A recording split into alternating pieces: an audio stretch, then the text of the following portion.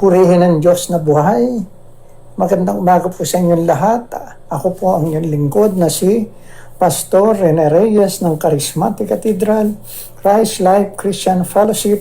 Ang muling nag-aanyaya sa inyo na samahan ninyo po ako sa pangumagang pagbubulay-bulay ng makapangyarihang salita ng Diyos. Ang ating pong pagbubulay-bulayan ay ang awit, Kabanatang 1, talatang 1 hanggang 6. Ganito po ang sinasabi, mapalad ang taong hindi naaakit niyong masasama upang sundan niya ang kanilang payot maling halimbawa. Hindi sumasama sa sinumang taong ang laging adikay pagtawanan lamang at hamak-hamakin ng Diyos na dakila. Nagagalak siyang laging magsaliksik ng banal na aral.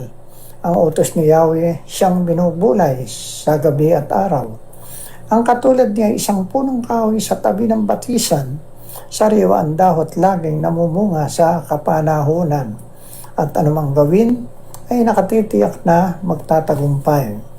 Ngunit ibang-iba ang masamang tao, ipa ang kawangis, siya'y natatangay at naipapadpad kung hangi umihip.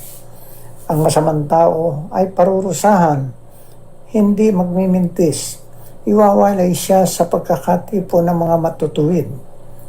Sa taong matuwid ay itong si Yahweh ang siyang mag-iingat, ngunit kailanman ang masama ay mapapahamak. Ang pamagat po natin pagbubulay-bulayan ay tunay na kagalakan. Ating pong pagbulayan ang teksto na ibinigay sa atin ng Panginoong Diyos sa umagang ito. Ito ay ang mga awit Kabanatang 1, talatang 1 hanggang 6. Ito po ay nagsimula sa salitang mapalad o pinagpala o sa iba pang salita ay masaya at maligaya. Bakit? Dahil gusto ng Diyos na tayo ang kanyang laging pagpalain, maging laging masaya at maligaya sa lahat ng panahon. Ganyan tayo kamahal ng Panginoong Diyos. Ngunit pangyayari lamang ito habang nagtitiwala tayo sa Kanya at kinalulugdan natin ang Kanyang banal na salita. Itinuturo ng salita ng Diyos na pinagpapala at pinagiging masaya niya ang bawat nilalang niya na laging nakipag-ugnayan sa Kanya sa magitan ng pananalangin at pagsasaliksik ng Kanyang salita. Lagi po natin tandaan, kung tayo ay laging nakikipag-ugnayan sa Diyos sa pamamagitan ng ating pag-uusap sa Kanya, sa pamamagitan ng pananalangin at pagbubulay-bulay ng Kanyang salita, tayo ay kahalintulad ng puno sa tabi ng batisan na laging babad sa tubig.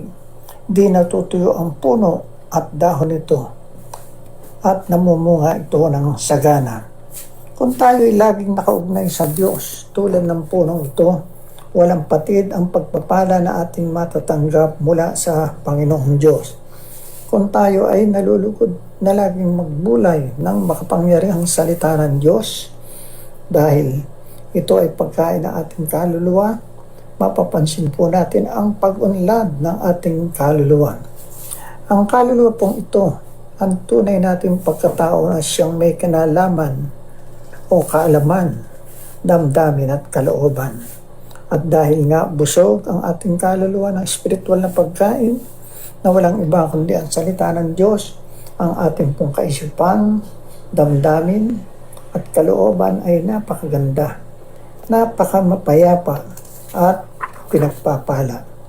Ayon po sa awit Kabanatang 1, talatang 3, kahalintulad tayo ng isang puno na napakaganda ng kalagayan ng mga ugat nito. Dahil ang pinag-uugatan ay ang Diyos at ang Kanyang salita. Alam naman po natin na napakahalaga ng ugat ng puno dahil dito nakasalalay ang kalagayan ng kanyang buhay. Kapag ang ating ugat ay nakaugnay sa Diyos, tiyak na tayo ay pagpapalain. Tayo ay di dapat na tulad ng puno na ang pinag-uugatan ay tuyot at matigas na bato. Dahil dito ay di maganda ang ating magiging kalagayan.